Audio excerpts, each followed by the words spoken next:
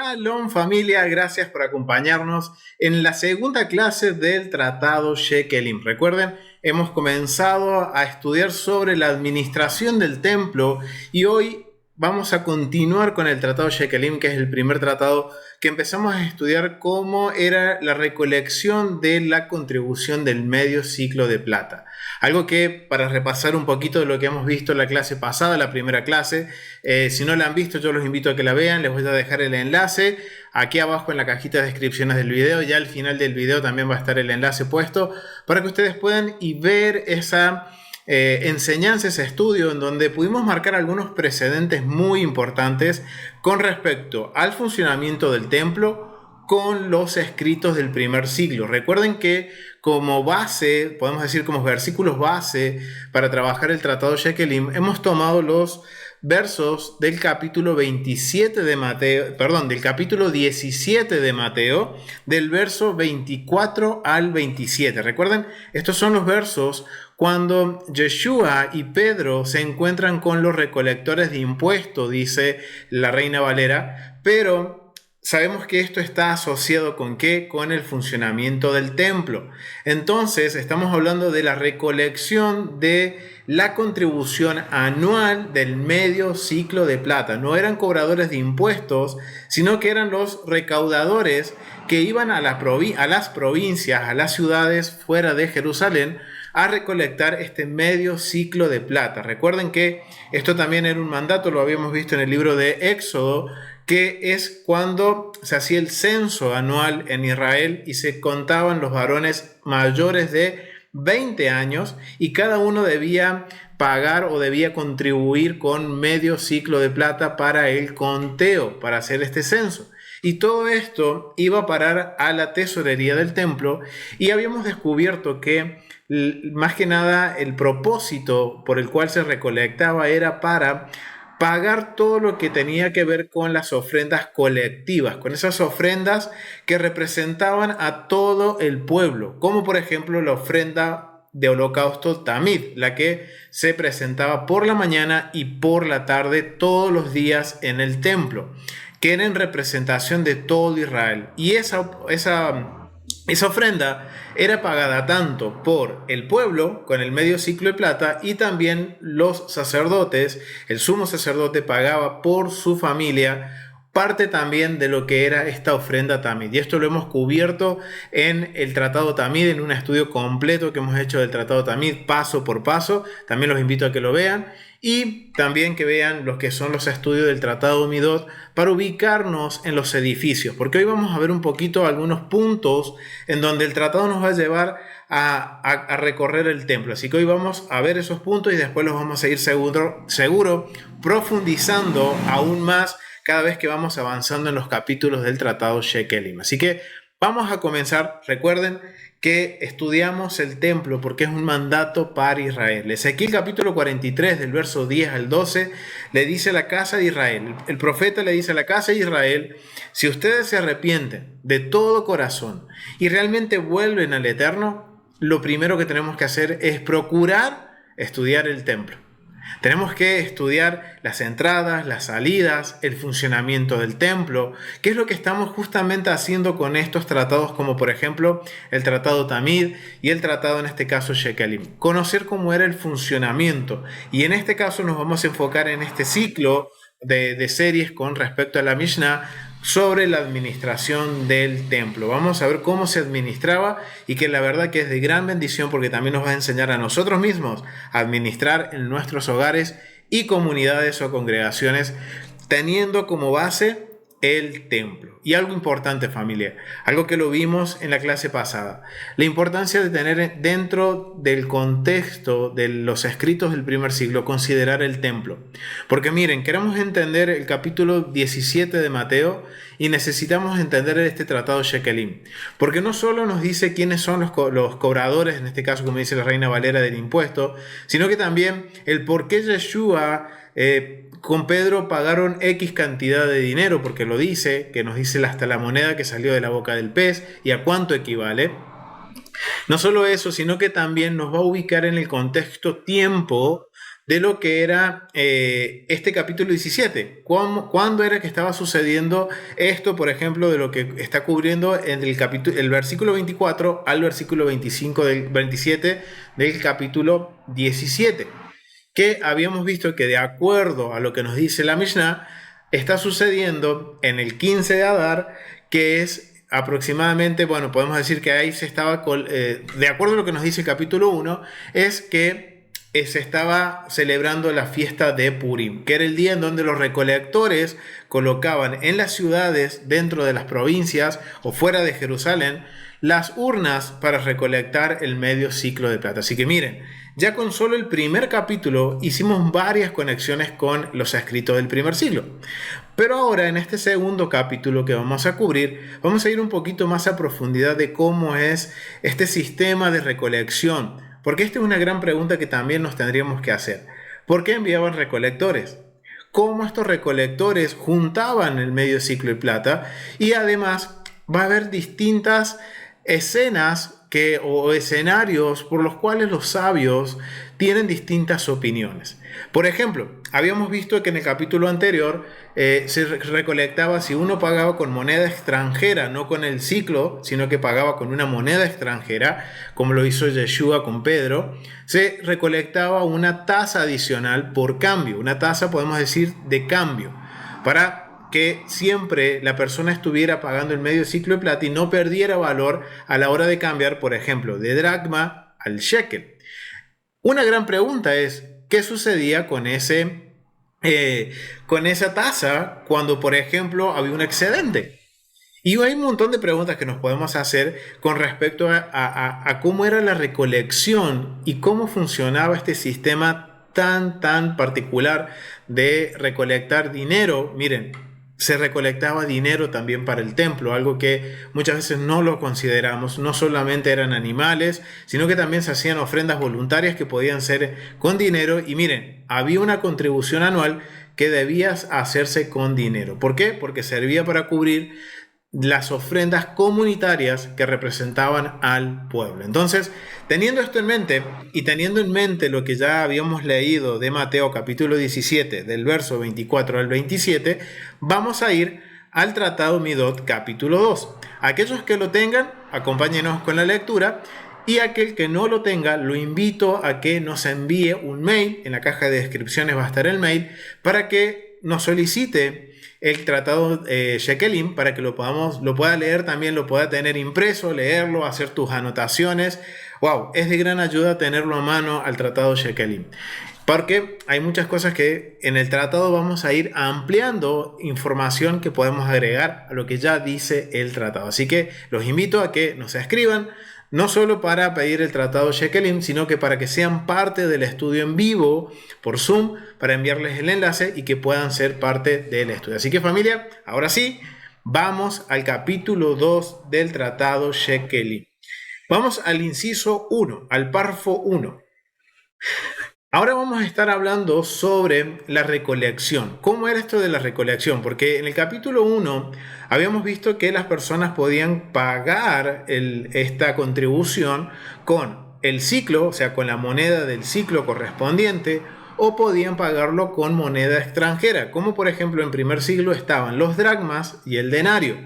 Por ejemplo, en el capítulo 17, verso 27, dice que Yeshua le dice a Pedro que vaya y pesque un pez y que de la boca de ese pez saque una moneda que equivale a 4 denarios o 4 dracmas, que de acuerdo a Flavio Josefo dice que en el primer siglo, que es contemporáneo con Yeshua, dice que cada varón capitaba o pagaba por cabeza 2 denarios o 2 dracmas. O sea que el estaterio, que nos dice en el capítulo 17-27, equivale a 4 dracmas. O sea que con esa moneda, que era el estaterio, Pedro estaría cubriendo el medio ciclo, el nombre de Yeshua y el nombre de él. Y además vimos algunos datos interesantes con respecto a lo que era el pagar con moneda extranjera y más que nada esta tasa que se cobraba o sobretasa que se cobraba por cuestiones cambiarias, podríamos decirlo. Bien, Ahora, la pregunta es cómo se recolectaba. ¿Qué sucedía con este dinero? Porque si uno se pone a ver, había había muchos hombres en las ciudades, muchas veces se recolectaba mucho dinero. ¿Qué sucedía con este dinero? Entonces el capítulo 2 nos va a dar un poquito la idea de qué sucedía con estos shekels que se recolectaban fuera de Jerusalén, cómo se manipulaban, cuáles eran las responsabilidades de los recolectores. Una gran pregunta: ¿qué pasa si en el camino estos shekels se pierden, este dinero se pierde o alguien lo roba? Entonces todo esto está contemplado dentro de estas normas que están dadas a través del Tratado Shekelim y que obviamente son partes del funcionamiento del templo y cómo era la administración del templo. Y algo bien importante que vamos a ver aquí siempre es la equidad, que a pesar de que se cobraba una sobretasa, vamos a ver que todo es de acuerdo a un equilibrio fiscal, a un equilibrio administrativo en donde era un trato justo para todos. Recuerden que el medio ciclo de plata lo pagaba desde el hombre más rico hasta el hombre más pobre. Todos pagaban por igual el medio ciclo de plata. Lo único que tenía que ser hombre mayor de 20 años. No importa si era comerciante, si era el hijo del rey, si era el rey. Todo varón israelita debía tributar o debía contribuir al templo anualmente con medio ciclo de plata según el peso del santuario, como lo menciona el Tratado Shekelim y también cuando lo vimos en las Escrituras. Entonces, vamos al capítulo 2, vamos a iniciar con el párrafo número 1 y dice: está permitido cambiar los ciclos en daricos. Daricos es una moneda, es otra moneda de mayor valor, podríamos decirlo, que es una moneda que equivale de oro, que equivale a 2 ciclos de plata. Y esto era para el fácil transporte. Imagínense que había personas que tributaban 2 denarios, o sea, la cantidad de dinero que se recolectaba en moneda, en metales, podríamos decirlo, era muy grande. Entonces, para transportar este dinero, se permitía que los recaudadores cambiaran los medios ciclos o cambiaran los dracmas o los denarios por esta moneda que se llamaba daricos. Esta moneda era de oro y equivalía o era equivalente a 2 ciclos de plata. O sea que la cantidad de dinero que se recolectaba se hacía un montón, podemos decir, se reducía a la mitad del montón a la hora de transportarse. Y ahora entendemos el por qué era necesario cobrar esta sobretasa, porque todos estos movimientos cambiarios hasta el día de hoy, todos estos movimientos de cambiar dinero de una moneda extranjera a otra moneda, todo esto tiene un costo. Y recuerden que a las arcas del templo tenía que entrar como equivalente siempre, no importa con qué moneda yo pague, tenía que entrar como equivalente medio ciclo de plata. Ahora entendemos por qué estaba esta sobretasa, que era equivalente a una 12ª parte de medio ciclo de plata. O sea, no era tampoco una sobrecarga tan grande, sino que era una pequeña tasa que se cobraba con respecto al medio ciclo para cubrir estos gastos que eran básicamente tasas cambiarias, para que siempre lo que la persona diera llegara al templo medio ciclo de plata. Miren lo que dice: a causa del transporte por el camino. Del mismo modo que había cajas en el templo, así las había en las provincias. Y esto es interesante porque vimos en el capítulo 1 que el día 15 del mes de Adar, en todos los lugares fuera de Jerusalén se iban los recolectores, y no es que iban puerta por puerta recolectando, sino que ellos llegaban a la plaza del pueblo y colocaban esta urna, y ellos ahí estaban recolectando podemos decir, la contribución del medio ciclo de plata. Y es bien interesante porque el mismo sistema que se usa en el templo se está usando dentro de las provincias, y nos dice que habían cajas en el templo, y esto lo cubrimos en el tratado Midot dentro de esta área, familia. Vamos a ir a la app del templo. De aquí nos encontramos en lo que se conoce como el atrio de las mujeres. En este lugar habían urnas Habían 13 urnas. Algo de esto hablamos en el Tratado Tamid, cuando hablamos de justamente esta área que es el atrio de las mujeres, en donde había 13 urnas, que obviamente vamos a cubrir cada una de estas urnas un poquito más en profundidad cuando lleguemos al capítulo 6 del Tratado Shekelim. Pero es importante saber que la misma estrategia o la misma forma que se usaba dentro del templo se replicaba en las provincias o en las ciudades, en donde existían estos cofres con esta forma, que eran cofres de madera con una especie de shofar o trompeta de metal por encima, en donde las personas colocaban su ofrenda en valor monetario, en donde de estas 13 urnas habían dentro del templo 2 urnas dedicadas para el medio ciclo de plata. Una era equivalente o una caja, un cofre de esto era para los nuevos ciclos de plata, o sea, todo aquel que tenía que pagar un ciclo de plata ese año, que le correspondía pagar ese año, que estaba en Jerusalén. Recuerden que esto era antes de Pesaj, o sea que había mucha gente que estaba llegando antes de Pesaj a Jerusalén, entonces era muy probable también que no lo pagaran en la provincia, sino que vinieran a Jerusalén y en este viaje también pagaran la contribución del medio ciclo de plata. Entonces, para aquellos que estaban en Jerusalén, ya sea que vivan en Jerusalén o estén de visitas por la festividad de Pesaj, venían a este lugar, al atrio de las mujeres, y en una de estas urnas estaba identificada como nuevos shekels, que era en donde se depositaba, podemos decir, la contribución del año en curso, del nuevo año, en el templo. Pero también había una segunda urna que también estaba identificada con lo que era el viejo shekel. Era para aquellos que el año anterior no pudieron cubrirlo por una razón en particular, tenían la posibilidad de cubrir esta contribución al año siguiente. Entonces, se dirigían, si yo debía el shekel del año pasado, yo iba y ponía mi nuevo shekel y mi viejo shekel y contribuía. Y esto era todo para mantener un orden administrativo en las finanzas del templo.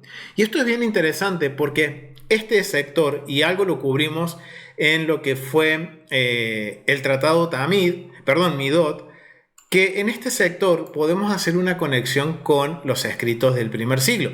Y quiero invitar a mi hermano Sedequiel o a mi hermana Sara que puedan leer Lucas capítulo 21, verso 1 al 4. Porque justamente Lucas capítulo 21 del verso 1 al 4 nos está hablando sobre un acontecimiento que pasa con Yeshua, y ahora que tenemos noción y conocimiento de cómo funciona el templo y sus, podemos decir, entradas y salidas, podemos ubicarnos y saber qué es lo que está pasando. Así que mi hermano Sedequiel o Sara, cualquiera de los dos, los invito a que puedan leer Lucas capítulo 21. Shalom. Dice: veía también Jesús como los ricos echaban dinero en el arca de las ofrendas.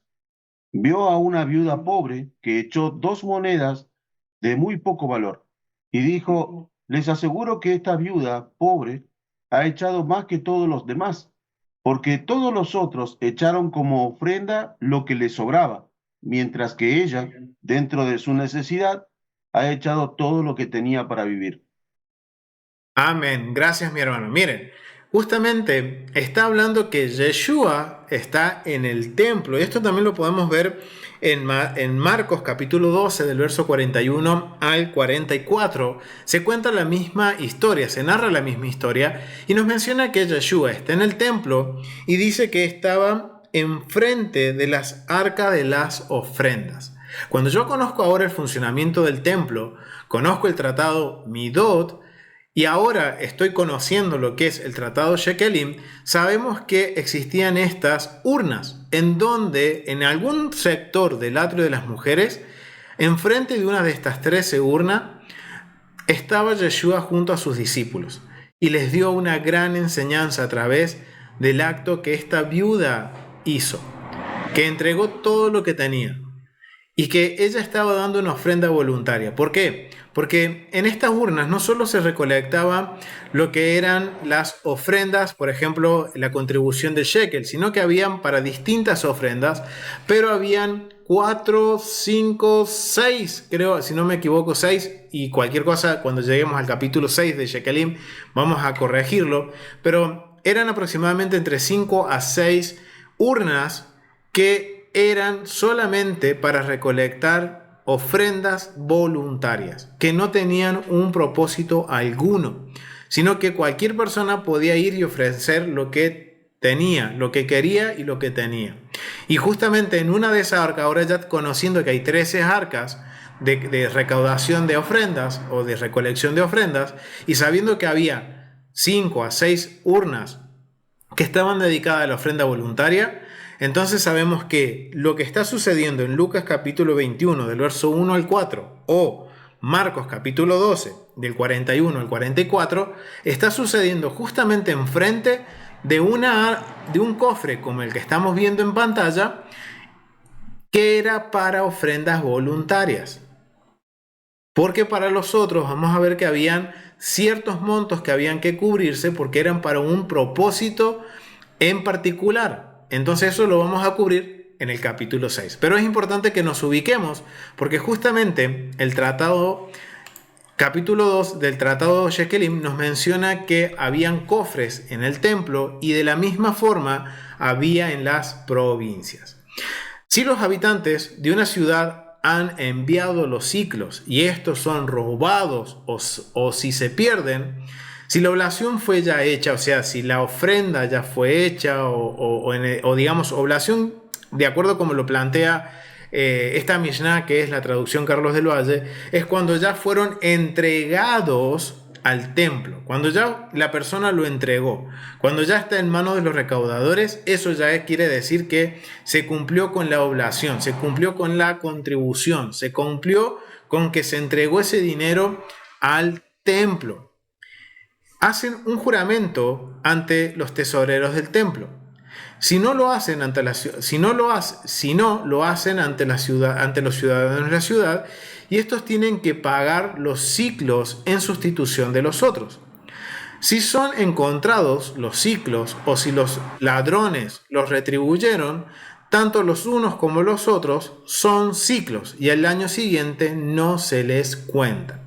Recuerden que acá hay algo que tenemos que tener en claro, que los recolectores no iban puerta por puerta, sino que ellos llegaban a la ciudad, colocaban en un punto estratégico la urna y obviamente las personas entregaban ahí su medio ciclo de plata. ¿Qué sucede? Si en ese momento que la urna está ahí y se pierden los ciclos o alguien los roba, los mismos, digamos, nos está dando a entender que cuando ya se entregaron al templo, ya se ha cumplido con el acto, se hace un juramento ante los tesoreros del templo. O sea, los representantes que han enviado el arca, si no están los tesoreros, se hace delante de los ciudadanos de la ciudad. Recuerden que había también en cada ciudad un pequeño tribunal. Y estos debían pagar este medio ciclo de plata. O sea, tenían que volver a abonar este medio ciclo de plata. Debían volverlo a recolectar. En el caso que ahora suceda de que aparecen los ciclos, los encontraron, si se perdieron los encontraron, si no los encontraron, se los robaron, pero se arrepiente el que lo roba, ¿qué va a suceder? Se recolectó 2 veces el ciclo de plata. Entonces los sabios nos enseñan, el gran Sanedrín dispuso que si estos son restituidos, ya sea porque se encontraron o si eran hurtados, fueron devueltos, dice que esa ciudad no va a pagar el medio ciclo el año entrante. ¿Por qué? Porque ya lo repagó 2 veces en el mismo año. Y esto es algo justo, familia. Porque sí o sí todo varón tiene que pagar este medio ciclo de plata. Entonces, si pasa esta situación de que si alguien los roba o si alguien los pierde, se tienen que volver a pagar esta contribución, se tiene que volver a dar esta contribución y se envía de nuevo al templo. si en el transcurso a que llegan al templo y entran a las arcas del templo y se encuentran estos medios ciclos de plata, o la persona que los robó los devuelve, entonces esa ciudad va a tener el próximo año libre de pagar el medio ciclo de plata. Y eso es lo que nos está diciendo cuando dice al año siguiente no se les cuenta para el pago de esta contribución. Algo bastante interesante y que también vamos a ver qué va a suceder, con la persona que roba estos medios ciclos de plata. Si alguien toma este dinero cuando ya fue usado o podemos decir ya fue consagrado o entregado a las arcas del templo, si alguien dispone de este dinero, ya sea de una forma mala vida, está cometiendo sacrilegio. Y esto es algo que está penado y vamos a ver cómo, en este caso, la Mishnah del Tratado Shekelim nos va a hablar de eso. Entonces, aquí ya más o menos el capítulo 2 nos está dando una idea de cuál era la función de esos recolectores que estaban en el libro de Mateo capítulo 17 del verso 24 al 27. Y esto es algo que nos tenemos que preguntar. Y todo esto nos va a ayudar también a entender el por qué Yeshua le dice a Pedro: paga por mí y por ti con lo que saques de la boca del pez. Y por qué ellos no pagan la sobretasa. Y eso es algo que vamos a ir descubriéndolo a medida que vamos estudiando el Tratado Shekelim. Vamos al párrafo número 2 del capítulo 2. Dice 2.2. Si uno de los ciclos... miren, y esto es algo bien interesante porque dice, si uno da su ciclo a un compañero, una circunstancia muy similar a lo que está sucediendo con Yeshua y Pedro, dice, si uno da su ciclo a un compañero para que pague por él y éste lo entrega como si fuera por él mismo, miren cómo están cubriendo distintos escenarios dentro de la administración del templo. ¿Qué sucede si una persona que no puede llegarse a la ciudad a pagar el medio ciclo y le dice a su hermano o a su vecino: por favor, si tú vas, págame también mi ciclo de plata? Y resulta que, como siempre puede haber alguno que se quiera aprovechar, diga: no, yo no lo pago, uso el dinero de mi vecino y yo lo pago en nombre mío. Y miren lo que dicen los sabios. Si uno da un ciclo a su compañero para que pague por él y éste lo entrega como si fuera por él mismo, y si la ofrenda fue hecha, o sea, fue entregada al templo o ya fue depositada en la urna, comete un sacrilegio. Si no paga el ciclo con dinero consagrado y si la oblación... dice, si uno paga el ciclo con dinero consagrado y si la oblación ha sido hecha y los animales han sido ofrecidos, comete sacrilegio. Si paga el ciclo con el dinero del segundo diezmo o del año séptimo, come lo que corresponde a ello. ¿Qué quiere decir esto? Esto está planteando distintos escenarios en la persona que va a entregar el medio ciclo de plata. Y esto es algo que nos da una pequeña luz de que los recolectores, cuando las personas iban a la urna, ellos tenían que hacer averiguaciones de dónde vino el dinero, de qué actividad provenía, por quién pagaba ese dinero. Y esto es algo que también lo vimos en el capítulo 1, cuando veíamos que un papá podía empezar a pagar este tributo por su hijo que era menor de 20 años. Entonces tenía que indagar un poco el recolector de la contribución para saber, por ejemplo, si le aplicaba o no la sobretasa. Por ejemplo, si un papá pagaba por su hijo que no le correspondía o por su esposa que no le correspondía pagar el medio ciclo y lo pagaba igual, entonces esa persona quedaba, de acuerdo al capítulo 1, exento de pagar la sobretasa. Y ahora vemos que también acá se está hablando sobre algo similar en el cual, por lo que vemos, es muy probable que había que indagar. Y obviamente miren las situaciones que se podían plantear. Que alguien le dijera a su vecino: págame el medio ciclo, y el vecino diga: no pago con mi dinero, pago con el de él y quedo como que yo lo pagué. Entonces están cubriendo eso y dice que convierte eso en sacrilegio. Después dice: si uno paga el ciclo con dinero consagrado. Cuando habla de dinero consagrado, está hablando de que uno ha hecho un voto por el cual dice: esta X cantidad de dinero o el valor de este animal yo lo voy a ofrendar al templo de forma voluntaria. Y si ahora yo tomo de ese dinero y lo uso para pagar el medio ciclo, dice el tratado, si la oblación ha sido hecha, o sea, si eso ya fue entregado al templo y que con ese dinero se compró un animal, se convierte en sacrilegio.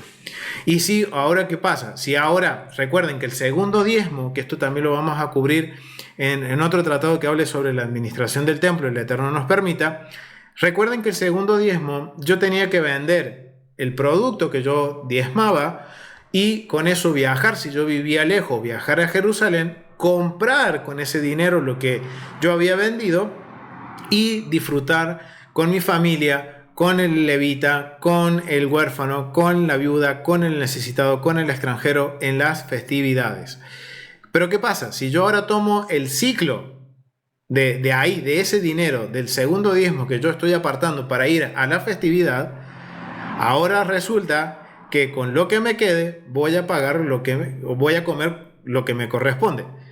Y esto es bien interesante y quiero compartirles algo que encontré con respecto a esto, una explicación sobre la Mishnah del Tratado Shekelim por el doctor Joshua Kuhl. Esto se encuentra en la página Sefaria y es bastante interesante y me parece un recurso bastante fácil de leer y de entender que nos da un panorama de cómo funciona este verso 2 del capítulo 2. Introducción, dice, esta Mishnah trata de varios escenarios en los que una persona paga un ciclo con dinero que no le pertenece. Y esto es algo que sucede, que podía suceder, y por lo que nos da a entender que los recolectores tenían que indagar la procedencia del medio ciclo. El que dio un ciclo a su prójimo para que lo pague por él, pero su prójimo no lo paga, se entiende de esta forma. Una persona recibe un ciclo de su amigo para pagar el ciclo de su amigo, pero luego usa este dinero para pagar su propio ciclo. Si el ciclo ya había sido contado en la apropiación del templo y un animal comprado con ese dinero y sacrificado, que eso lo vamos a ver un poquito más abajo, entonces culpable de sacrilegio. Y miren cuál es la definición de sacrilegio. Significa que uno se ha apropiado indebidamente de fondos o propiedades que pertenecen al templo, dado que este ciclo ya había sido contado como pertenencia del templo y de hecho ya había sido utilizado. Su acción cuenta como sacrilegio. Ahora debe hacer un sacrificio especial y restaurar el valor de lo que se apropió apropió indebidamente un ciclo más otro quinto. Wow, esto es interesante. Si alguien comete sacrilegio, alguien usa dinero consagrado para X, y eso es algo que vamos a ver un poquito más adelante, para X, podemos decir voto, para X fin, que iba como propósito para el templo. Si yo tomo dinero de ahí para cubrir el ciclo de plata, al parecer estaría cumpliendo con mi obligación de contribuir al templo. Estaría bien, pero miren lo que dicen los sabios, no está bien. Porque si yo ya destino un fondo para X fin que va a ir a parar al templo y yo de eso estoy tomando para cubrir otro compromiso que debo tener para el templo, que es anual, dice eso es un sacrilegio y se considera como un hurto. ¿Cómo sabemos esto? Vamos a Números capítulo 5 y quiero invitar a mi hermano Pastor José Vargas que pueda leer Números capítulo 5 del verso 5 al 8, mi hermano. Ok. Shalom, familia. Dice, además habló Hashem a Moisés diciendo, di a los hijos de Israel, el hombre, un momentito, o la mujer que cometiera algunos de todos los pecados con que los hombres prevaricaran contra Hashem y delinquen, aquella persona confesará el pecado que cometió y compensará enteramente el daño y añadirá sobre ello la quinta parte, y lo dará a aquel contra quien pecó. Y si aquel hombre no tuviera pariente al cual sea esparcido el daño, será indemnización del agravio a Hachén, entregándola al sacerdote, además del carnero de las expiaciones, con el cual hará expiación por él. Toda Amén. ofrenda, Así. Sí, sí, mi hermano. toda ofrenda de todas las cosas santas que los hijos de Israel presentarán al sacerdote, suya será, y lo santificado de cualquiera será suyo. Asimismo, lo que cualquiera diere al sacerdote, suyo será. Amén. Muchísimas gracias, mi hermano. Miren, alguien que comete sacrilegio, alguien que hace estas, digamos que sucede algo que, como lo menciona el capítulo 2, en el verso 2, alguien que comete sacrilegio, que administra mal lo que iba a dar como contribución al templo, ya sea para un fin o para el otro. ¿Qué dice? Que va a tener un trato como si fuera una persona que ha robado. ¿Y qué tiene que hacer? Miren lo que dice Números capítulo 5 que debe hacer esa persona. Debe hacer primero confesar su pecado, el pecado que cometió, que fue decir, ok, yo hice un voto que iba a entregar X cantidad de dinero por tal fin al templo, pero tomé dinero de eso y lo usé para pagarme medio ciclo de plata y no pude cumplir con mi voto. Entonces eso es una transgresión, es un sacrilegio. Y dice, ¿y qué debe hacer? Compensar, o sea, pagar lo que tomó indebidamente y añadir una quinta parte. Y no solo eso, sino que aparte de restituir, dice que también tiene que presentar una ofrenda de expiación. O sea, miren ahora, si yo ahora conozco los mandamientos, conozco ahora el tratado Shekelim y conozco cómo es la administración del templo, vemos que una persona que comete alguna de estas, podemos decir, transgresiones que se mencionan en el capítulo 2, verso 2, ahora sabemos cómo era el modus operandus a la hora de, por ejemplo, de establecer una sentencia. Y era como la sentencia de una persona que había robado, en donde tiene que pagar una quinta parte. O sea, que si esta persona había tomado el equivalente a medio ciclo de plata, debía devolver el medio ciclo de plata más un 20% del valor del medio ciclo de plata. Y aparte de eso, presentar una ofrenda de expiación por arrepentimiento por haber cometido esta transgresión. Esto es algo bien interesante, familia, al analizar un poquito más este tratado, de tratar ahora de entenderlo como los sabios de Israel lo entienden. Entonces, ahí estamos viendo en el caso de que alguien dice, que toma el dinero de su amigo para pagar su propio ciclo, entra en esta categoría de sacrilegio. Entonces va a tener que pagar no solo el ciclo que le robó a su amigo para pagar el suyo, sino que va a tener que pagar también el de él, más el del amigo, más el 20% del amigo, más una ofrenda de expiación y presentarse ante el tribunal para declarar su, podemos decir, pecado, para confesar su pecado. También este capítulo 2, párrafo 2 nos menciona, el que paga un ciclo con dinero del santuario, y acá esto es bien interesante, si ya se había hecho la apropiación y ya se había ofrecido un animal comprado con esta apropiación, o sea, con este dinero, es culpable de sacrilegio. La explicación que dan los sabios es esto. En este caso, la persona tenía en su poder dinero que previamente había donado al templo. Ok, y esta donación puede ser por X, podemos decir función, o X, se me fue la palabra, propósito, para cualquier propósito. Una persona hace un voto voluntario, un voto. Yo voy a entregar X cantidad de dinero o el equivalente a tanta cantidad de dinero. Recuerden que también había una ofrenda en la cual era por el valor, un voto que era por el valor de X, puede ser de una persona, puede ser el valor de un animal o de un objeto. Si la persona había hecho este tipo de voto en el que tenía que dar dinero, X cantidad de dinero, por un voto que había hecho previo como un donativo, dice, que había donado al templo, luego intenta utilizar ese dinero para pagar su medio ciclo de plata, su shekel. Nuevamente la Mishnah enseña que si la apropiación ya se había hecho y si el ciclo se había usado para comprar un sacrificio, entonces es culpable de sacrilegio. Cabe señalar que según el Talmud, también en el apartado anterior tenía que haberse sacrificado un animal para que fuera considerado sacrilegio. O sea, miren esto, familia.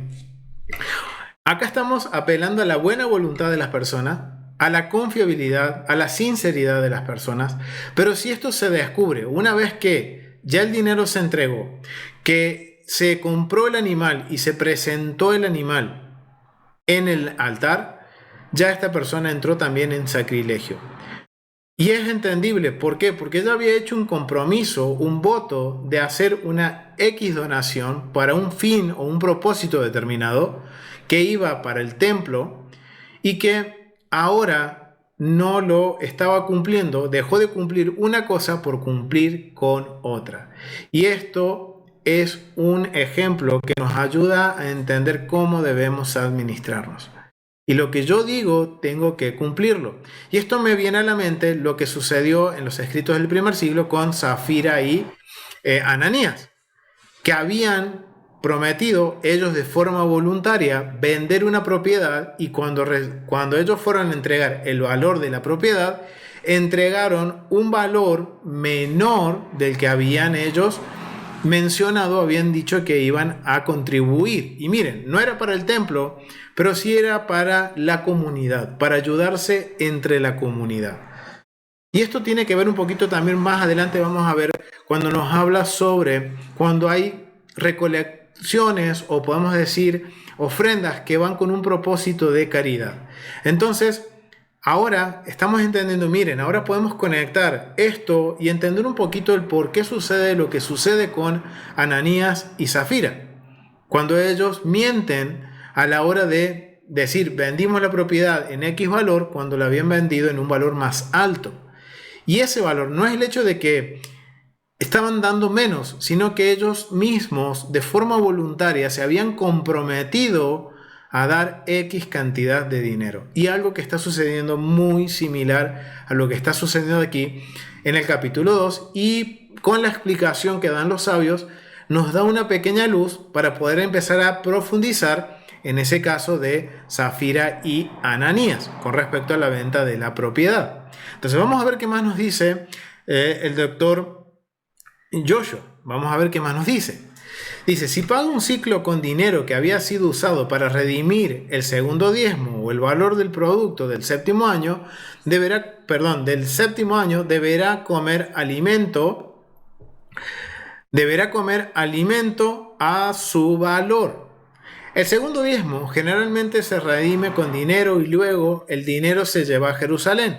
O sea, esto es para las fiestas de Shavuot, Pentecostés, Tabernáculos y Pascua. Bien, Deuteronomio 16:16.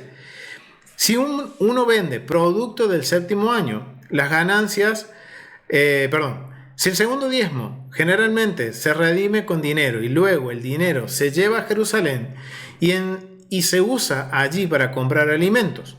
Si uno vende producto del séptimo año, las ganancias de la venta tienen las mismas reglas y restricciones que el producto en sí. Cualquier alimento que se compre con este dinero debe usarse antes de que los productos del séptimo año se retiren de la casa, que es cuando ese tipo de alimento ya no se encuentra en el campo.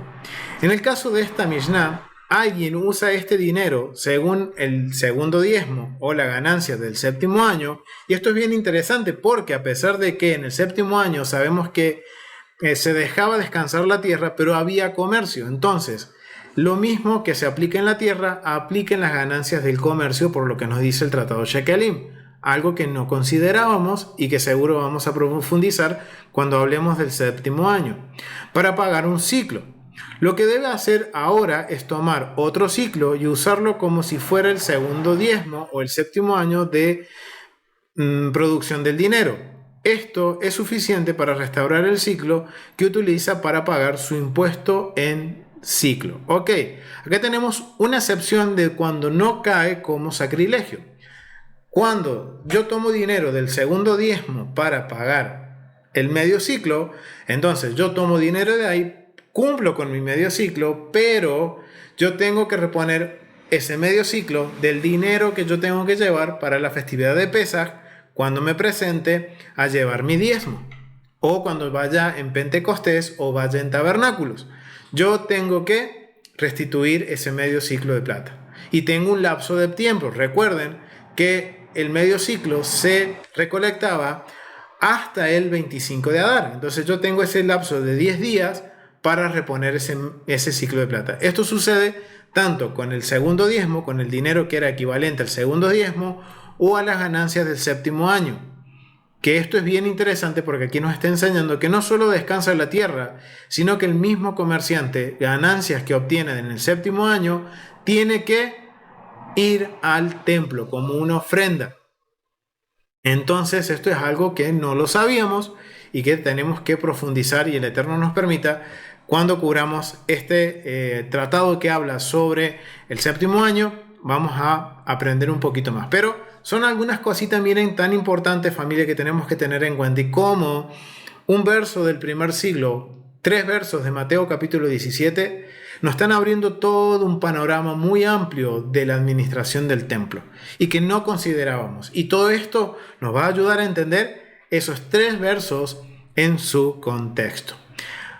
Entonces, hasta aquí vemos distintas situaciones que se están sucediendo dentro de lo que era la recolección.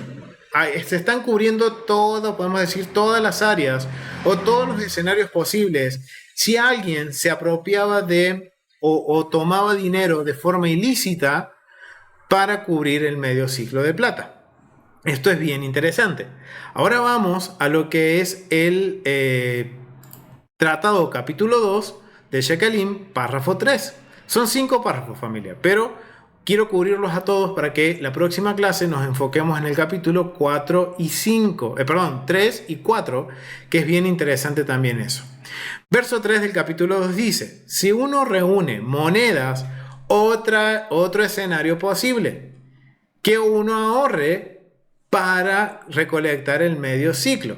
Miren lo que dice: si uno reúne monedas y dice, estas serán para mi ciclo, o sea, estoy ahorrando todo el año, juntando centavo por centavo, podremos decirlo, o estoy juntando, haciendo todas mis ganancias, voy a sacando no solo el diezmo, sino que también saco una pequeña porción para cubrir el próximo año mi ciclo de plata. ¿Qué sucede?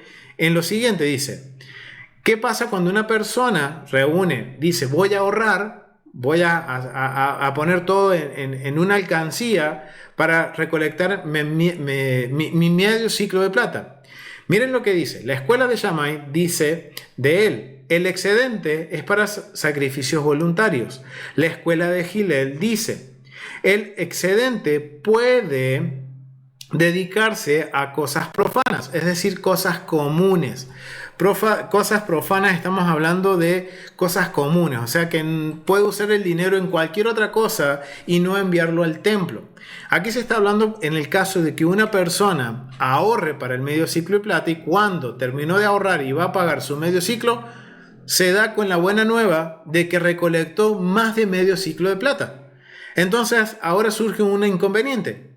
¿Qué sucede con ese excedente? Escuela de Shammai dice, lo tiene que dar como ofrenda voluntaria el excedente. Mientras que la escuela de Hillel dice, el excedente la persona lo puede usar como quiera, en cualquier propósito. Si lo quiere donar al templo, lo dona. Si lo quiere donar a otra persona, lo dona. Si lo quiere usar para cualquier otro fin, lo puede usar. Pero miren lo que dice. Si dice, cogeré de aquí mi ciclo, están de acuerdo ambas escuelas que el excedente puede ser dedicado a usos comunes. Miren, todo está en cómo yo hablo y cómo me expreso y qué estoy dando a entender. Si la persona dice, de esto que ahorre voy a tomar de aquí mi ciclo, entonces llegan a la conclusión, casa de Gilel, casa de Shammai, que estos son todos miembros del Sanedrín, llegan a la conclusión, si la persona dice, de lo que ahorro, vamos a ponerlo en un término que lo podamos entender, de lo que ahorro, tomo el medio ciclo, entonces el excedente lo puedo usar para cualquier fin común. Pero si dice, estos son para un sacrificio por el pecado, están de acuerdo que debe ser destinado al sacrificio voluntario. O sea, si yo ahora dice, yo estoy juntando para cubrir un sacrificio, cubro el sacrificio y tengo un excedente, ambos llegan a la conclusión que como eso fue dedicado para un sacrificio, necesito ahora ese excedente darlo como una ofrenda voluntaria. Si dice, cogeré de ellos para sacrificar por el pecado, están de acuerdo que el excedente puede ser destinado a usos comunes. O sea, todo está en cómo yo me expreso. Y miren el valor de la palabra que existía en el mundo del primer siglo, podríamos decirlo, o en el periodo en el que el templo estaba en pie, ya sea el primero, el segundo o la reconstrucción que hizo Herodes en el primer siglo. Como la persona se exprese, se va a dar a entender cuál va a ser el propósito de ese ahorro que hace. Puede ahorrar para cumplir el medio ciclo y depende cómo se exprese, va a tener que el excedente usarlo para un fin común o puede usarlo para hacer una ofrenda voluntaria. Lo mismo sucede, miren, acá nos está dando también una pequeña luz de cómo era el tema de la administración en el hogar para disponer del dinero para las ofrendas o sacrificios que se presentaban en el templo. Los sabios nos enseñan lo siguiente, la explicación que se le da a este punto del tratado Shekelim capítulo 2 dice lo siguiente, esta Mishnah analiza varias escenas en las que una persona aparta algo de dinero para usarlo en su ciclo o en otro sacrificio. Y después de contar el dinero que había apartado, queda un excedente. La pregunta es si el dinero sobrante, el excedente, es sagrado o no. Por lo tanto, debe usarse para una ofrenda voluntaria. Y cuando habla, acá nos está tocando en el punto 2, nos está hablando uno que recoge alguna moneda y dijo, he aquí, estos son para mi ciclo. Bet Shammai, la casa de Shammai, dice, el excedente se utiliza para comprar una ofrenda voluntaria. Pero Bet Hillel, la casa de Hillel, dice que puede ser para un uso no sagrado. La persona juntó algunas monedas y declara que usaría para pagar su ciclo. Resulta que allí había monedas por valor de más de un shekel. Bet Shammai dice, dado que fueron reservados para donar al templo, son sagrados y por lo tanto deben usarse para comprar ofrenda voluntaria. Casa de Hillel, por otro lado, sostiene que el excedente no es sagrado porque cuando recogió el dinero, su intención era que solo se entregaría al templo el valor de un ciclo de las monedas, o sea, el motivo por el cual iba a entregar el dinero. Y es por eso que está esta diferencia. Punto 3 dice, si dijo, de ellos traeré mi ciclo, están de acuerdo que en el excedente es propiedad no sagrada. En este caso, en lugar de decir, estos son para mi ciclo, dice, de ellos sacaré mi ciclo, está claro que su intención es utilizar solo lo que suma a un medio ciclo, a un shekel, y por lo tanto, Bet Shammai está de acuerdo en que el excedente no es sagrado. Es interesante ver esta dinámica que hay dentro del Sanedrín. Si dijera, estas monedas son para la ofrenda por el pecado, convienen que el excedente va a los cofres, ya sabemos a dónde va, de las ofrendas voluntarias. En este caso, Beit Hillel está de acuerdo con Beit Shammai en que el excedente es sagrado.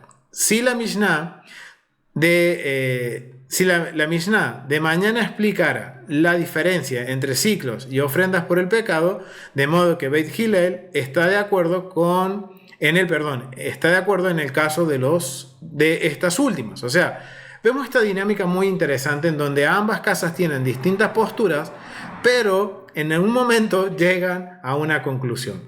Y acá estamos viendo la importancia, familia, a la hora de que yo me comprometo en algo. Y esto nos está ayudando a tener una luz también en el caso que se me vino a mente de Ananías y Zafira cuando ellos deciden dar una contribución. No era el templo, pero sí era una contribución para la comunidad, para el bienestar de la comunidad, para hacer justicia y bondad dentro de la comunidad. Y esto es algo bien interesante, familia. Punto número 5. Si dijera, de estos traeré una ofrenda por el pecado, están de acuerdo en que el excedente es propiedad no sagrada. Esta es la misma regla que en la sección 2, siempre y cuando diga, de este traeré, el excedente no es sagrado. Miren cómo influye mi vocabulario, familia. Y en lo que yo me comprometo, una vez que yo hablo y digo lo que voy a hacer, lo tengo que cumplir, familia. Y esto no solo aplica si voy a dar una contribución o si voy a apoyar con una contribución podemos decir, al servicio del Eterno, para el servicio del Eterno, sino en lo que yo haga, familia. Si voy a hacer X cosa para la congregación y me comprometo, familia, estoy dando mi palabra. Y vemos que dentro del ámbito bíblico, esto de la palabra es algo de honor y vergüenza, familia. No importa que, me comprometí y bueno, me toca cumplir. Listo. Me voy a esforzar por cumplir, porque es mi palabra. Y esto nos va a enseñar a tener responsabilidad, y no solo eso, sino de ser responsable de las cosas que estamos diciendo y haciendo, porque no lo hacemos por los hombres, lo estamos haciendo por Dios, familia. Y esto es algo que podemos aprender en este tratado. En lo que yo me comprometo, bueno, sea en una contribución o ya sea que digo voy a hacer X cosa o voy a hacer X acción, familia, lo tengo que hacer. No puedo quedarme en palabras. ¿Por qué? Porque miren cómo se maneja esta situación. Y es muy importante, familia, porque de acuerdo a lo que como yo actúe, lo que yo diga, es la acción que se va a tomar. Entonces, esto es algo bien interesante, familia. Entonces, hasta aquí hemos cubierto hasta el párrafo 3. Vamos al párrafo 4, que complementa el párrafo 3, que nos va a dar una idea un poquito más amplia de cómo funciona esto. Rabí Simeón dice: ¿qué diferencia existe entre ciclos y sacrificios por el pecado? Los ciclos tienen un límite fijado, pero los sacrificios por el pecado no. Rabí Yehuda dice: pero los ciclos tampoco tienen límite fijado. Está diciendo un precio fijo. Cuando los israelitas tornaron del exilio, pagaron un ciclo en Daricos, luego volvieron a pagarlo el ciclo en Celas y luego en Tebas, y finalmente demandaron pagar el ciclo en denarios. Rabí Simeón dice: a pesar de todo, la carga para todos era la misma. Pero en el sacrificio por el pecado, uno trae un cela, otro 2, otro 3. ¿Qué está sucediendo? Ahora esto va a ir podemos decir, asociado con la tasa que se recolectaba adicional por el medio ciclo. Porque aquí en el punto 4 nos dice, ¿qué diferencia hay? Uno de los sabios, uno de los sacerdotes en el Sanedrín dice, ¿cuál es la diferencia entre el ciclo y el sacrificio del pecado?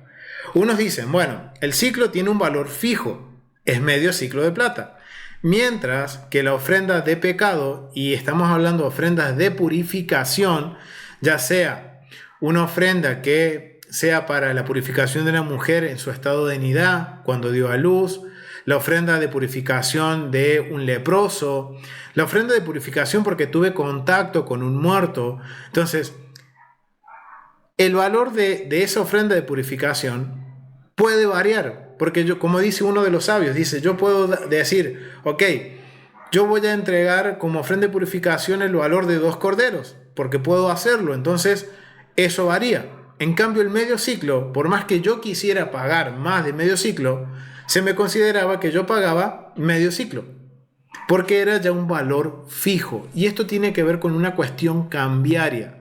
Y esto es algo que tenemos que entender. Pero para poder tener más luz, vamos a ver qué nos menciona el comentario del tratado Shekelim. Vamos al capítulo 4. Dice, esta Mishnah explica la diferencia entre ciclo y una ofrenda de purificación. De modo que Beit Hillel sostiene que el excedente de monedas apartadas, o sea, está relacionado con el punto 3, para una ofrenda por el pecado es sagrada, mientras que el excedente de monedas apartadas por el ciclo no lo es. Rabbi Shimeon dice, ¿cuál es la diferencia entre el ciclo y la ofrenda de pecado? Los ciclos tienen un valor fijo, y sí, porque mi contribución ya tiene un valor fijo de medio ciclo, pero la ofrenda no, porque yo puedo ofrendar de acuerdo a mis posibilidades. Los shekel tienen un valor fijo, medio ciclo. Por lo tanto, quien dice, estas monedas son para mi ciclo, pretende hacer sagrado solo el valor de un ciclo. Por otro lado, una ofrenda por el pecado no tiene un valor fijo y por lo tanto, quien dice estas monedas son para una ofrenda por el pecado puede haber tenido la intención de que todas las monedas fueran sagradas, incluso el excedente. Rabí Judá dice, los ciclos tampoco tienen un valor fijo y acá hay una diferencia porque uno entiende de una forma el valor de un ciclo. Porque este Rabí Yehuda dice, cuando volvimos, pagábamos con moneda extranjera. Entonces, ese valor también varía. Miren lo interesante que dice aquí, y esto nos va a ayudar a entender por qué se cobra esta sobretasa. El Rabino Yehuda dice que el shekel tampoco tiene un valor fijo. Cuando el pueblo de Israel regresa por primera vez del exilio en Babilonia, trajo monedas llamadas darics. Es decir, es una moneda persa que vale 4 ciclos. Entonces comenzaron a traer selas, que valen 2 ciclos. Entonces comenzaron a traer tips, que valen 1 ciclo, que equivale a la medida del ciclo de la Torá. Finalmente, la gente quiso pagar en dinares o denarios. Según el Talmud, los rabinos no les permitieron pagar en dinares porque esa moneda que porque es menos que el medio ciclo que exigía por la Torá. O sea, valía menos el dinar que el ciclo. Por eso vemos que medio ciclo, de acuerdo a lo que nos dice Flavio Josefo, dice que medio ciclo era equivalente a 2 denarios o 2 dracmas. Parece que tenemos en esta Mishnah un registro de diferentes monedas que estuvieron en uso en diferentes periodos. Según un comentario, en cada época se entregaba la mitad de la moneda de uso común. En cualquier caso, dado que el valor del shekel cambia con el tiempo, el rabino Yehuda dice que el shekel tampoco tiene un valor fijo. Pero, si nosotros entendemos, y por lo que nos dice el comentario, que el medio ciclo valía más que cualquier moneda extranjera, entonces el valor del ciclo no cambia. Por eso entendemos, cuando vimos la sobretasa, la persona que pagaba en medio ciclo en moneda correspondiente al templo, no se le cobraba media tasa porque no hay cambio, no hay que hacer una transacción. Mientras que aquel que pagaba con denario tenía que pagar esta media tasa, porque el denario costaba menos que el medio ciclo y además había que hacer esta transacción de cambio que tenía obviamente un impuesto o tenía que pagarse esta sobretasa para que cuando llegara ese dinero al templo llegara el medio ciclo de plata. Ahora la pregunta, si lo traemos a hoy sería algo similar. Digamos, ¿cuál es la moneda franca en todo el mundo? El dólar. Un dólar equivale a $1 en Estados Unidos, acá en Argentina, en México, en Chile, en cualquier parte del mundo, $1 es $1. Pero ahora, si yo quiero cubrir el valor de $1 en la moneda de mi país, ahí sí el precio varía. Por ejemplo, $1 en Argentina hoy, al cambio que podemos conseguir en la calle, es equivalente a 1.025 pesos argentinos. Mientras que si yo soy de otra ciudad, de otro país, voy a tener que pagar equivalente a la moneda que es en mi país. No sé, familia, aquí en el chat, ¿hay personas de qué países? ¿De México? de Costa Rica, ¿de qué países hay? ¿Cuánto vale un dólar en su país? ¿Cuánto vale? Pueden ponerlo en el chat, familia. A ver. ¿Cuánto vale un dólar en su país? Aquellos que están fuera de Argentina, aquellos que están fuera de Estados Unidos. ¿Cuánto vale? Acá dice, miren, acá tenemos República Dominicana. Está 50 pesos dominicanos, un dólar. Miren la diferencia. A un dominicano, cambiar a un dólar le cuesta 52 pesos. Mientras que para un argentino, para poder nosotros cubrir el valor de un dólar, necesitamos 1025 pesos. Miren, acá nuestra hermana dice Costa Rica. 513 pesos de Costa Rica, la moneda de Costa Rica, equivale a un dólar. Ahora entendemos el por qué se cobraba esta media tasa. Porque yo hacer el cambio de mi moneda extranjera a la moneda que se usa en el templo, iba a haber siempre una pequeña pérdida por los cambios, por las tasas cambiarias. Igual sucede con el dólar. Miren, acá Colombia, un dólar son 3.900 pesos colombianos. Entonces, miren, depende de dónde yo era, yo llevaba mi dinero local, pero yo necesitaba cambiarlo a la moneda franca del templo, que era el shekel. Entonces yo necesitaba pagar una sobretasa para cubrir ese medio ciclo. Ahora entendemos esta discusión que hay entre los sabios dentro del Sanedrín, en que unos entendían esto de que el medio ciclo es medio ciclo y vale más que cualquier moneda del mundo, podemos decir, del Imperio Romano. Entonces, no cambia el valor del ciclo, en cambio la ofrenda sí, porque yo de acuerdo a mis posibilidades entregaba más o podías entregar lo que me comprometía o podía entregar más. Y esto es bien interesante porque esto nos ayuda a entender el por qué se cobra esta sobretasa, este pequeño impuesto. Ahora, la pregunta es, ¿qué sucede que cuando todo este circuito ya ha cambiado este circuito y este circuito de que se recolectó, se cambió a la moneda de oro, después se llegó a Jerusalén y se cambia? Miren la cantidad de cambios que había que hacerse, familia. Lo que se recolectaba en las provincias se cambiaba a la moneda que equivalía a 2 ciclos en oro. Se llegaba a Jerusalén, había que cambiar esa moneda de oro por los 2 ciclos para llevarlos a la tesorería del templo. Todo esto tiene un costo, familia, financiero, y para eso servía esa tasa o esa sobretasa que se cobraba de cambio. Ahora, ¿qué pasa? ¿Qué sucede con el excedente de esa tasa? Una buena pregunta. ¿A dónde iba a parar esa sobretasa cuando excedía, cuando había un excedente porque se había conseguido un buen cambio? ¿Qué sucedía? Y es un escenario que se va a cubrir en el verso 5. En el verso 5 se va a hablar sobre el excedente, no de los ciclos de plata, sino sobre el excedente de este, podemos decir, impuesto o tasa de cambio. El excedente de los ciclos, hablando de esta sobretasa, y eso lo menciona, miren, en el verso acá en el 32 dice, el excedente del dinero que se ha ido juntando gradualmente para pagar el impuesto del medio ciclo. O sea, acá está hablando de la sobretasa, familia. ¿Qué sucede con el excedente de la sobretasa? Se puede destinar a usos comunes.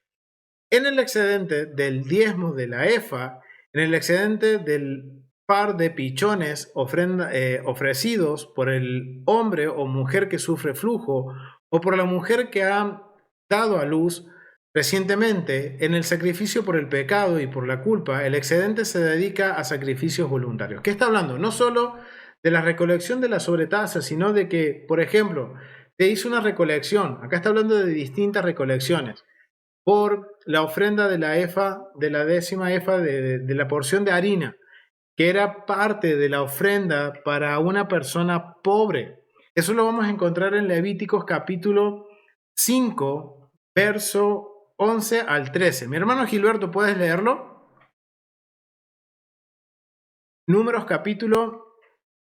Levítico, capítulo 5, verso 11 al 13. ¿Qué dice mi hermano?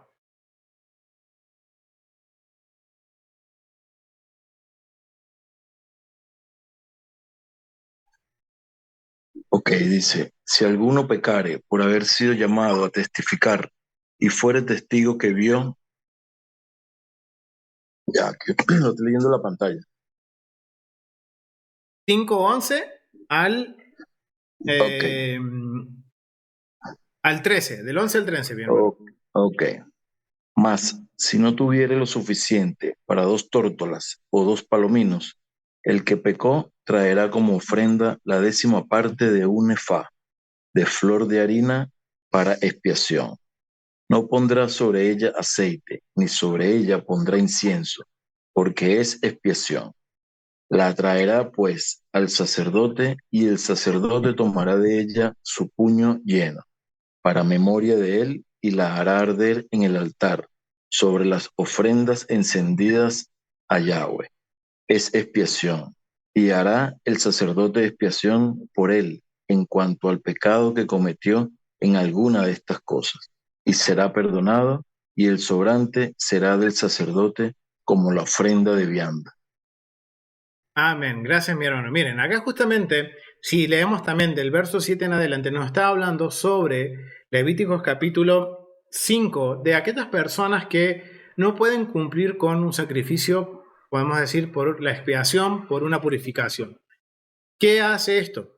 Esto parte del dinero que se usaba de la recolección del ciclo de plata, como de este impuesto que se cobraba, iba a parar para estas ofrendas para aquellos que estaban en necesidad. Aquellos que no podían cubrir, por ejemplo, la ofrenda para el pichón, para la purificación, porque eran muy pobres y no tenían ni siquiera para conseguir un pichón, con el dinero recolectado excedente del medio ciclo de plata, como del impuesto que se cobraba de la tasa de cambio, se compraba o se destinaba para estos fines. Al igual que vamos a ver que en el capítulo 6 va a hablar de que hay urnas que tienen estos propósitos para la compra de pichones, para la compra de la leña, para distintos propósitos.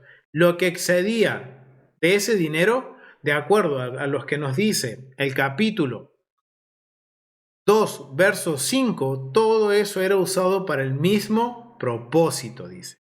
Esta es la regla. Todo lo que se ofrece a título de sacrificio por el pecado y por la culpa, el excedente se destina al sacrificio voluntario.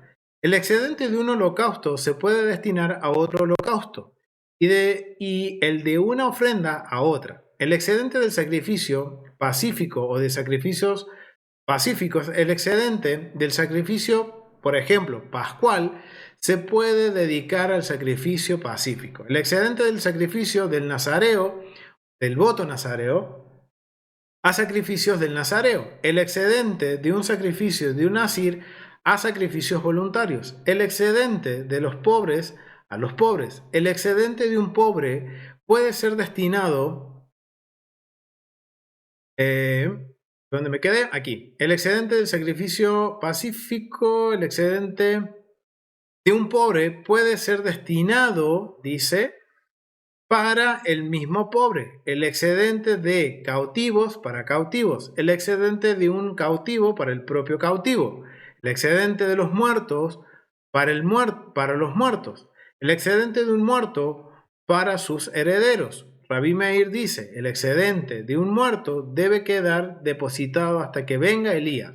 Rabí Natán dice que con el excedente de un muerto se le construye una lápida para la tumba. ¡Wow! Pero miren, es interesante porque aquí está hablando de distintas recolecciones que se hacen. Tanto está hablando del medio ciclo, lo que sucede con el excedente de la recolección del medio ciclo, como de la tasa que se cobra por el cambio, sino que también nos está poniendo en contexto de otras recolecciones que se hacen de forma voluntaria, que es para cubrir las ofrendas de aquellos que no pueden cubrirlas. Están en una situación tan extrema que no siquiera pueden presentar la medida de una 10ª efa de harina para una ofrenda. Y es lo que nos está hablando en Levíticos capítulo 5, del verso 7 en adelante. Entonces esto es bien interesante porque aquí estamos viendo que cuando es algo que se habla en general, que es para cubrir la ofrenda en general, se va a usar el dinero para comprar esa ofrenda y el excedente se puede usar para otra ofrenda voluntaria o para comprar el mismo o cubrir la misma necesidad para otra persona que está en necesidad. Por ejemplo, el voto nazareo, si se hace una colecta para cubrir el voto nazareo de aquellos que no pueden hacerlo o que están en una situación tan extrema que no lo pueden hacer, que no pueden cumplirlo, entonces se les provee para que lo hagan. Y ese excedente se va a usar para otro voto nazareo. Hay algo que me llama mucho la atención es cuando, por ejemplo, se hace una colecta para caridad. Uno puede decir, vamos a hacer una colecta, el templo mismo hacía colectas de caridad para ayudar a los pobres, en nombre de todo Israel. Entonces, y de ahí viene la costumbre, por ejemplo, que tienen nuestros hermanos mayores para la festividad de Pesaj, de hacer una colecta antes de Pesaj y juntar carne, pollo, verduras, vino, pan, y después ellos los distribuyen en aquellas familias que no tienen y se aseguran de que todos tengan para la mesa de Pesaj. ¿De dónde proviene eso, familia? Eso que vemos que nuestros hermanos mayores hacen para Pesaj proviene de este tratado, familia, de cómo se manipulaban o cómo se manejaban administrativamente las ofrendas y los excedentes de las ofrendas. Y eso volvía de alguna forma al pueblo para ayudar al que necesitaba. Esto es una verdadera justicia social, familia. No se le quita al que más tiene para darle al que menos tiene. Que eso después termina generando presión, familia. Este es un verdadero sistema social. De lo que se recolectó, el excedente se va a usar para cubrir estas necesidades. Y si el templo dice, vamos a hacer una colecta para ayudar a un necesitado o para cubrir el sepelio de una persona muerta que no lo puede cubrir, entonces todo el mundo aporta. Pero si no está definido para una persona en particular, se toma para un uso general de, podemos decir, cubrir sepelios de personas muertas pobres o cubrir una necesidad para las personas pobres. Si no hay una persona, podemos decir, vamos a tomar el ejemplo, que estamos haciendo una colecta para cubrir necesidades para hacer una actividad de justicia y bondad. Entonces, todos aportamos y ese dinero se va a usar para eso. Y el excedente va a quedar disponible para usarse en otra campaña de justicia y bondad o para cubrir otra necesidad en particular. Mientras, si ahora nosotros decimos, vamos a hacer una colecta para ayudar a una familia de la comunidad, del pueblo de Dios, y se pone una meta de que vamos a juntar $1,000 para ayudar a esa familia. Y cuando todos hacemos la colecta, se juntaron $2,000. ¿Qué vamos a hacer? Miren lo que dice el tratado Shekelim. Si ya se le dio un propósito a ese dinero, que era para un fin determinado, todo ese dinero que se recolectó, tanto lo que se necesitaba como el excedente, tiene que ir a la persona a la cual estamos ayudando. De acuerdo a lo que dice el tratado Shekelim, capítulo 2, párrafo 5. Si yo digo, bueno, vamos a ayudar a esta familia y necesitamos $1,000 para ayudar y juntamos $2,000, los $2,000 tienen que ir a esa familia. Yo no puedo decir, no, pero bueno, solamente necesita 1,000, le doy 1,000 y al otro lo uso en otra cosa. No, familia, no se puede. Si se recolectó más de lo que se necesitaba, todo va para la familia. ¿Por qué? Porque se entiende que es el Eterno ayudando a través de nosotros a esa familia. Al igual que en el caso de que una persona muere, no tiene la familia para cubrir el sepelio, entonces toda la comunidad hace la colecta.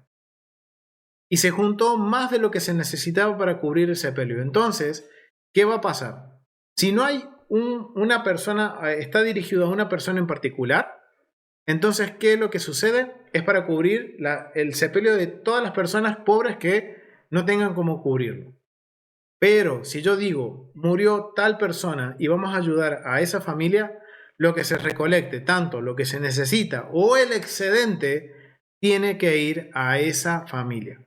Y aquí hay una opinión dividida, en donde Rabbi Meir dice que todo esto se tiene que guardar, ese excedente, hasta que venga Elías. De alguna forma, hasta que el Mesías venga y que diga qué hay que hacer con ese dinero. Mientras Rabí Natán dice, hay que entregárselo a la familia o contribuirlo como comprar una lápida para la tumba de esa persona pobre.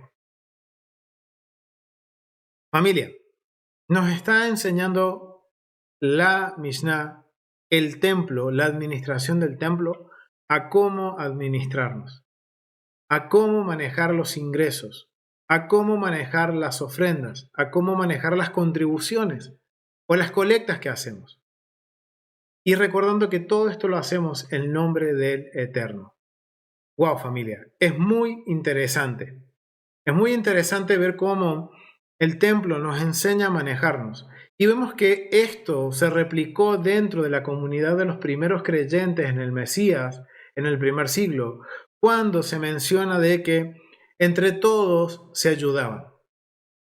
Es el mismo principio que se está usando aquí en el Tratado de Shekelim, en donde no se oprime al que más tiene, sino que entre todos contribuimos, el que más tiene, el que menos tiene, y el Eterno es quien da la provisión.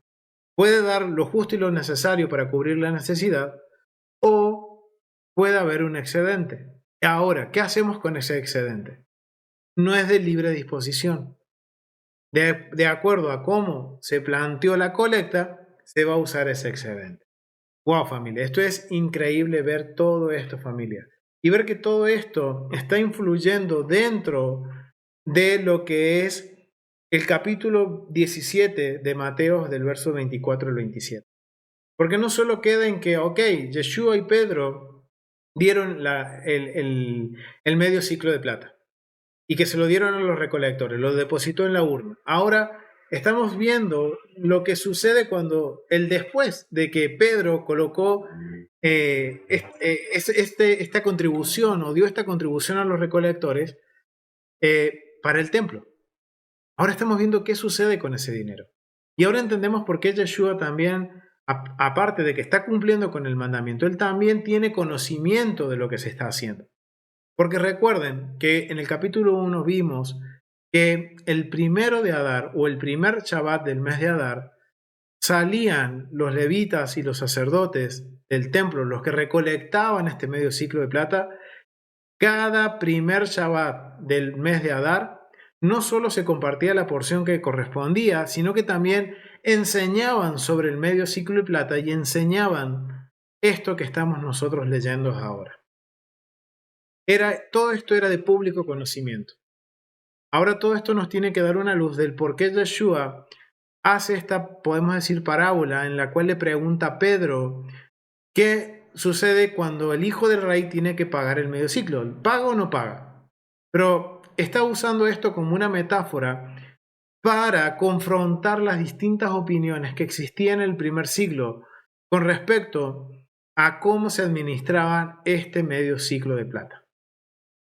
Él no está diciendo que no lo tiene que pagar, sino que él está confrontando estas opiniones que estamos viendo que surgen dentro del tratado. La casa de Gilel, la casa de Shammai. Recordemos que Pedro era de casa de Shammai. Y vemos que dentro del Sanedrín había distintas opiniones. Y recordemos que en el primer siglo había una tercera opinión que eran los miembros de la comunidad del Qumran. Entonces, Yeshua está dando podemos decir, esta metáfora para confrontar a Pedro en las distintas opiniones que había en el modus operandi de la recolección del medio ciclo. Pero Yeshua lo paga porque era parte de los mandamientos, es parte de los mandamientos. Y es interesante ver que hay un milagro de por medio para cubrir este ciclo. Y esto nos va dando más luz mientras más vamos estudiando el Tratado Shekelim. Así que lo vamos a dejar hasta aquí, familia. Ha sido un gusto compartir este capítulo 2. Mucho por analizar, mucho por seguir escudriñando y profundizando. Pero nos está dando una luz de cómo se administraban los recursos dentro del templo. ¡Wow! Esto es increíble.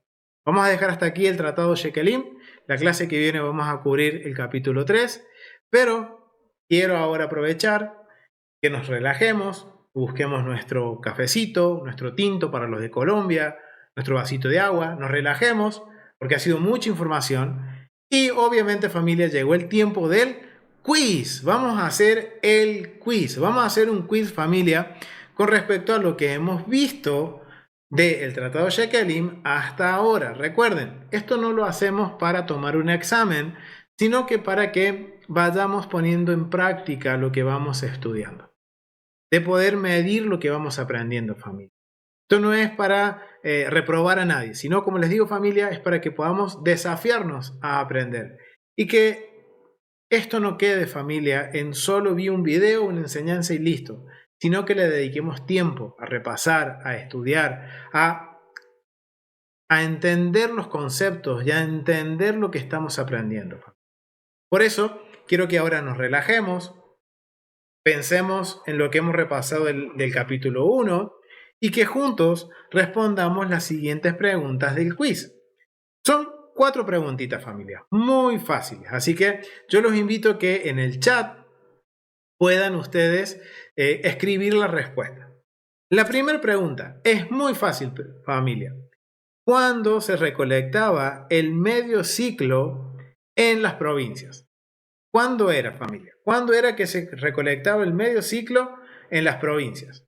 Fuera de Jerusalén. ¿Cuándo era, familia? Acá dice mi hermano el 1 de Adar. Estamos tibios. En el mes de Adar, sí, estamos tibios.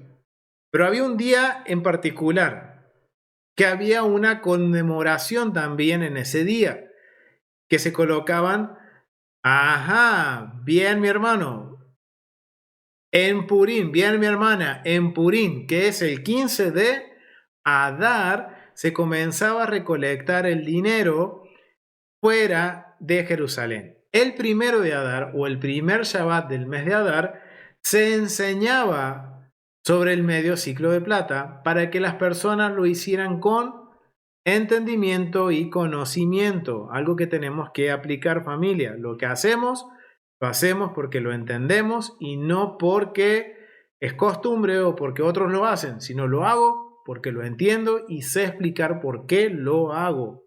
Eso es algo que podemos aprender. Muy bien, familia. El 15 de Adar. Muy bien, familia. Primera pregunta. Ok, check. Vamos a la segunda pregunta. La moneda que entregó Pedro en nombre de Yeshua y por él, ¿a cuánto equivale? La moneda se llama el estaterio. ¿A cuánto equivale la moneda que entregó Pedro en la recolección de el medio ciclo de plata? Ya los ayudé, les di una pista. Se llama el estatero. Y si tienen una Biblia con referencias, busquen la referencia. A 2 denarios, estamos tibios. Estamos tibios. Recuerden que tiene que pagar por él y por Yeshua. 2 ciclos de plata ya es demasiado. No, familia. A dracma sí, pero ¿a cuántos dracmas? ¿O a cuántos denarios? La Biblia lo dice, familia. Está en la referencia. Fíjense en la referencia. Una ayudita. En la referencia, familia. Miren, un estatero, de acuerdo a lo que dice la referencia en la Biblia y a lo que nos dice Flavio Josefo, un estatero equivale a 4 dracmas. Muy bien, mi hermano Bazán. Familia Bazán, muy bien. 4 dracmas. 4 dracmas o 4 denarios. Y recuerden que Flavio Josefo nos dice que 2 dracmas equivale a medio ciclo de plata. Ok, muy bien familia, excelente. Estamos aprendiendo. Tercera pregunta. ¿Quién debe hacer la contribución anual del medio ciclo de plata? ¿Quiénes son? ¿Quién debe pagar el medio ciclo de plata? ¿Quién deben hacer estas contribuciones? Din, dan, din, dan, din, dan. A ver, familia. Esta sí es fácil. Los hombres, muy bien. Los varones, ok. ¿Todos los varones? ¿O qué varones tienen que cumplir? ¿O qué condiciones? Muy bien, mayores de 20 años. Excelente, familia. Todo hombre de mayor de 20 años debe cumplir con la contribución anual del medio ciclo de plata. Muy bien, acá me hacen una aclaración mi esposa, menos los sacerdotes. Entonces, ¿quiénes pagan el medio ciclo? Hombres mayores de 20 y levitas. Muy bien, familia, muy bien. Cuarta y última pregunta. La pregunta del millón, familia. ¿Los ciclos tienen un valor fijo o no tienen un valor fijo? A ver, familia, acá responde Saris Ezequiel, dice sí, ok, sí. ¿Por qué? A ver, familia, ¿se acuerdan el por qué tienen el valor fijo? El medio ciclo. ¿La contribución tiene un valor fijo? ¿Se acuerdan por qué? Muy bien, equivale a 11,4 gramos de plata, exactamente. Tiene un valor fijo. ¿Por qué? Porque el mandamiento dice que es medio ciclo de plata. No importa en qué moneda yo lo pague, yo tengo que pagar el equivalente de medio ciclo de plata. ¿Qué es lo que varía? Cuando yo pago en una moneda extranjera. Como decir, yo voy ahora a cubrir mi medio ciclo de plata, digamos que el templo está en vigencia, está en función, y yo desde Argentina tengo que enviar mi medio ciclo de plata. Si lo pago en pesos argentinos, obviamente va a variar de acuerdo a la cotización del día, cuánto equivale en pesos argentinos medio ciclo de plata, pero yo tengo que cubrir fijo medio ciclo de plata. Muy bien, familia, han puesto atención a la clase y han hecho la tarea, la asignación de repasar el estudio de la clase pasada. Familia, no lo hicimos la primera clase porque recién estábamos iniciando, pero ya a partir de ahora, si el Eterno nos permite, vamos a tener estos pequeños quiz que nos van a ayudar a refrescar la memoria, a afirmar los conocimientos y de tomarnos en serio, familia, el estudiar el templo. Como dice Ezequiel capítulo 43. Casa de Israel, si hay un verdadero arrepentimiento, un verdadero teshuvah en mi corazón, voy a procurar aprender todo esto, familia. ¿Por qué? Porque el día en el que el templo esté de nuevo en pie, vamos a tener que hacerlo, familia. Y qué bueno es saber el cómo, el por qué y el por qué lo estoy haciendo. Así que, familia, muchas gracias por acompañarnos en esta clase. Nos vemos la semana próxima para cubrir el tratado Shekelim capítulo 3. Shalom, familia, nos vemos.